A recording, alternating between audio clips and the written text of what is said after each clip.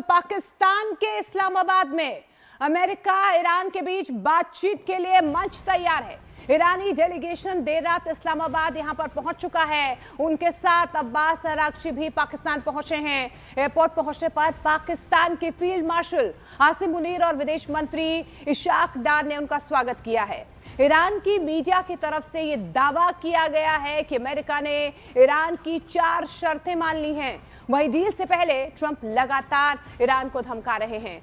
सवाल यह है कि ऐसा क्या होने वाला है? क्या वाकई में ही कोई बात बन पाएगी, डील होगी या डेडलॉक आगे बढ़ेगा? इस पर संशय बरकरार है। लेकिन देखिए, डेडलॉक या अगेन वॉर, क्योंकि जिस तरीके से दोनों ही तरफ से बयानबाजी हो रही है उसको लेकर अब कई कयास लगाए जा रहे हैं। बातचीत का मंच तैयार है। इस्लामाबाद में ईरानी डेलीगेशन पहुंच चुका है, लेकिन क्या वाकई में ही लेबनान में सीज फायर होगा? यह सबसे बड़ा सवाल बना हुआ है। लेकिन इस बीच देखिए, ईरान के डेलीगेशन में 71 सदस्य शामिल हैं।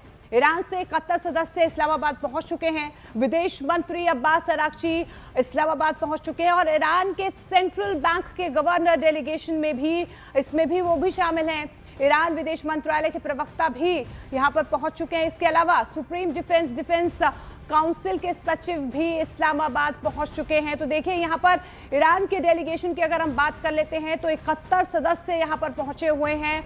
और इस बीच ये भी आपको बता दें कि विदेश मंत्री यहां पर पहुंचे हैं। ईरान के सेंट्रल बैंक के गवर्नर डेलीगेशन में शामिल हैं। ईरान के विदेश मंत्रालय के प्रवक्ता भी, सुप्रीम डिफेंस काउंसिल के सचिव भी यहां पर इस्लामाबाद पहुंच चुके हैं।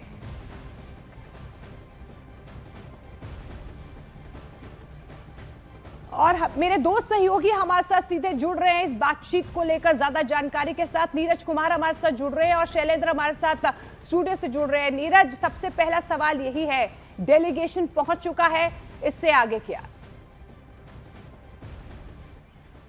देखिए, इससे आगे ये है कि अब से थोड़ी देर बाद अमेरिकी उपराष्ट्रपति जेडी वेंस के वहां पहुंचने की उम्मीद है। और आज सुबह अमेरिकी डेलीगेशन का जो नेतृत्व कर रहे हैं गलीबाफ, जो कि ईरानी संसद के स्पीकर हैं, वो मुलाकात करेंगे वहां उच्च नेताओं से पाकिस्तान के। और उसके बाद जो हमें खबरें मिली हैं पाकिस्तान से, दोपहर में वार्ता की शुरुआत होगी। देखिए, इस बार की वार्ता व्यापक भी है और ज़्यादा चुनौतीपूर्ण है। अगर ओमान के मध्यस्थता में जो वार्ता हो रही थी और मौजूदा में पाकिस्तान की मध्यस्थता में हो रही है, इस बार चुनौतियां ज़्यादा हैं।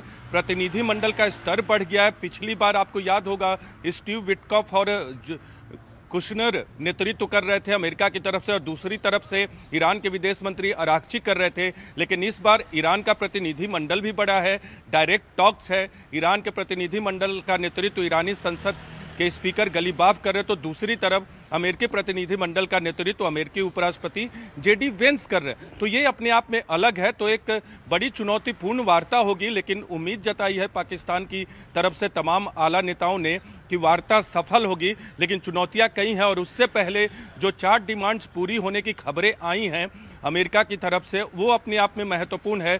अगर 2 डिमांड जिसका जिक्र गलीबाफ ने किया था कि लेबनान ज़रूर शामिल होना चाहिए संघर्ष विराम में, और जो फ्रोजन एसेट हैं ईरान के उनको फ्री करना चाहिए। अगर ये 2 डिमांड पूरे हो जाते हैं तो मुझे लगता है टॉक्स की शुरुआत बहुत पॉजिटिव नोट पे होगी।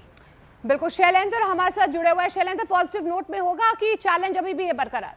देखिए मोनिका, ये शुरुआत तो है, एक शुरुआत हो रही है एक सीजफायर के दौरान बातचीत की। तो जाहिर तौर पर ये एक पहला ऐसा मौका होगा जहां पे दोनों डेलीगेशन आमने सामने होंगी और कहीं ना कहीं सीजफायर जो 2 हफ्तों का है वो एक्सटेंड भी आगे हो सकता है। लेकिन सबसे बड़ी कामयाबी फिलहाल ये होगी कि अगर ये बातचीत जारी रहती है तो इसके लिए क्या कंडीशंस होंगी। हालांकि इसको लेकर हमने देखा है कि एक तरफ जहां प्रेसिडेंट ट्रंप लगातार ये कहते रहे कि अगर बातचीत कामयाब नहीं होती हम तो वापस वॉर की तरफ जाएंगे, लेकिन वहीं दूसरी तरफ पीठ पीछे बिहाइंड द कर्टन्स उनकी जो कुछ मांगे थी शुरुआत की प्री टॉक्स की जो मांगे थी उनको पूरा कर लिया गया है। तो कहीं ना कहीं माना जा रहा है कि एक सही माहौल बनाने के लिए, जहां तक लेबनान की बात है, लेबनान पर जो हमले हो रहे थे इजराइल की तरफ से वो हमलों को भी फिलहाल टोन डाउन कर दिया गया है। और माना जा रहा है कि प्रेसिडेंट ट्रंप की तरफ से कहा गया है नेतन्याहू को कि वहां पे स्केल डाउन करे इस तरह के हमलों को। तो ऐसे में अब हर हमला जो है वो उस पर कहीं ना कहीं मंजूरी होगी नेतन्याहू की। तो कहीं ना कहीं ये सही माहौल बनाने की कोशिश की गई। लेकिन सबसे बड़ा सवाल आज भी यही है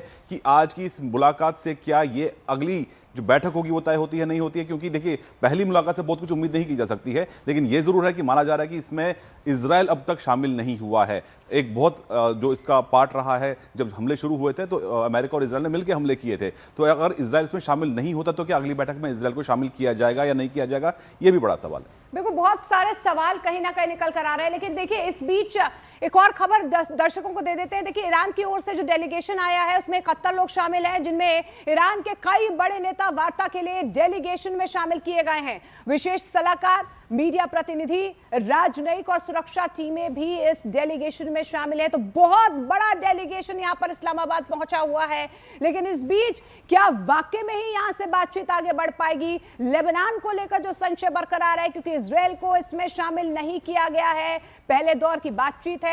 मेरे दोनों सहयोगी यहां पर हमारे साथ बने हुए हैं। शैलेंद्र आपसे, लेकिन देखिए इस बीच हम आपको ये भी बता रहे, देखिए इस्लामाबाद में बैठक होने जा रही है। ईरान के डेलीगेशन में कौन कौन से चेहरे शामिल हैं, कौन कौन से सदस्य शामिल हैं, ये ग्राफिकली हम आपको बता रहे हैं। देखिए वार्ता के लिए 71 सदस्यों का डेलीगेशन जो है वो प्रतिनिधित्व कर रहा है। ईरान के संसद के स्पीकर मोहम्मद बागेर गालिबाफ कर रहे हैं। इस्लामाबाद वो पहुंचे हुए हैं। ईरान के डेलीगेशन में कई बड़े चेहरे यहां पर शामिल हैं।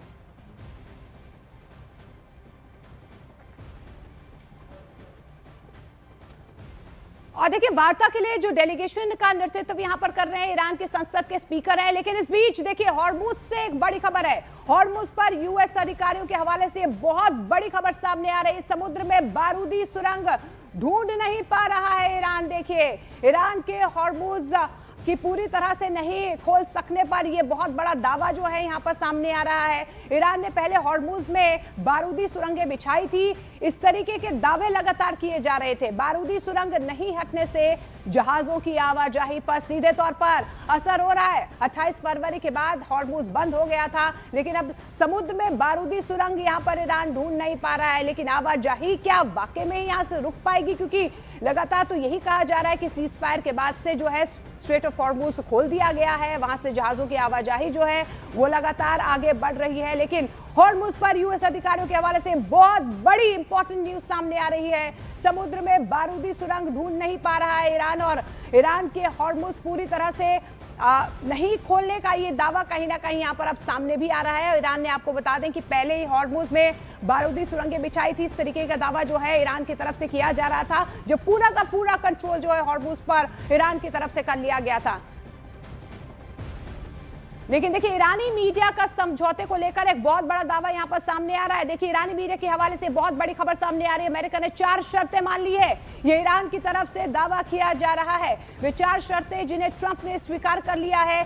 सबसे पहली शर्त आपको बता दें कि ईरान की फ्रीज की गई संपत्तियों की रिहाई, ये बहुत बड़ी डिमांड ईरान की तरफ से रखी गई थी। लेकिन ईरान की तरफ से ये अब खबर निकल कर आ रही है कि इस डील को या इस मांग को मान लिया गया है। अगली बात जो सामने आ रही है इस डील की या बातचीत की, वो ये है कि लेबनान में युद्ध विराम, जिसको लेकर लगातार ईरान की तरफ से बात रखी जा रही थी, हॉर्मुज से गुजरने वाले जहाजों की संख्या प्रतिदिन 15 तक सीमित करना, ये भी कहीं ना कहीं बात मान ली गई है। साथ ही पारगमन शुल्क का जो भुगतान होगा वो भी कहीं ना कहीं चुकाना होगा, जो पहले से ही कयास लगाए जा रहे थे कि ईरान की तरफ से ये पैसे वसूले जा सकते हैं। अमेरिकी सेना और उपकरणों की किसी भी प्रकार की पुनर्तैनाती पर रोक यहां पर सीधे तौर पर ये बहुत बड़ी डिमांड ईरान की तरफ से की जा रही थी, और यही माना जा रहा है क्योंकि ईरान की तरफ से ये खबर निकल कर आ रही है ईरानी मीडिया की तरफ से